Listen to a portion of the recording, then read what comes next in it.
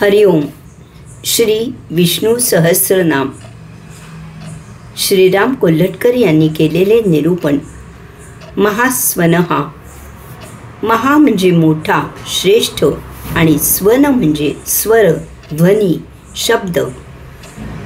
ज्यांचा शब्द हा अत्यंत श्रेष्ठ आहे असा या नामाचा अर्थ. वेद हे भगवंताचे निश्वसित मानले जातात.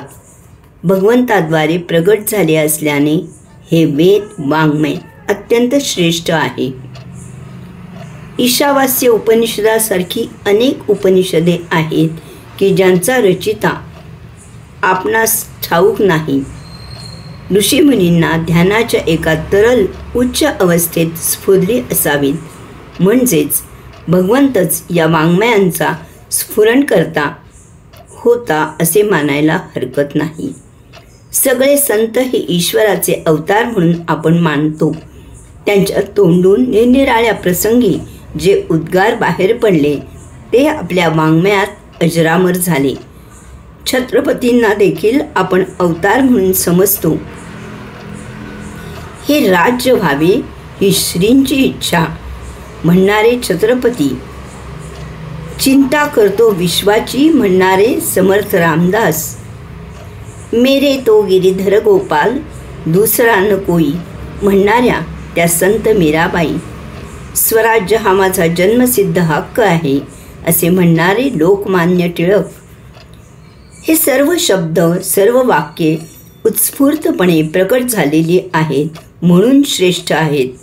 अजरामर, अक्षर म्हणून गणली जातात. यात वैयक्तिक म्हणून काहीही मागणी नाही नसून समाजाची, विश्वाची चिंता, काळजी घेणारी आहेत. मनाची, वृत्तीची व्यापकता दाखवणारी आहेत. किंबहुना मन व्यापक, विशाल झाल्याशिवाय असे शब्द बाहेर पडणार नाहीत असेही म्हणायला काही हरकत नाही.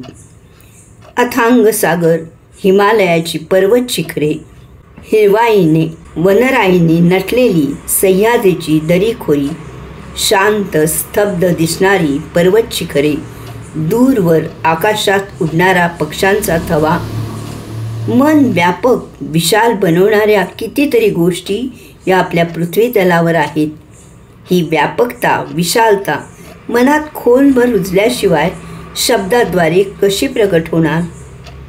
महास्वनः या नामाच्या निमित्ताने एवढी जरी जाणीव आपल्याला झाली तरी पुरेशी आहे, नाही का? हरिओम.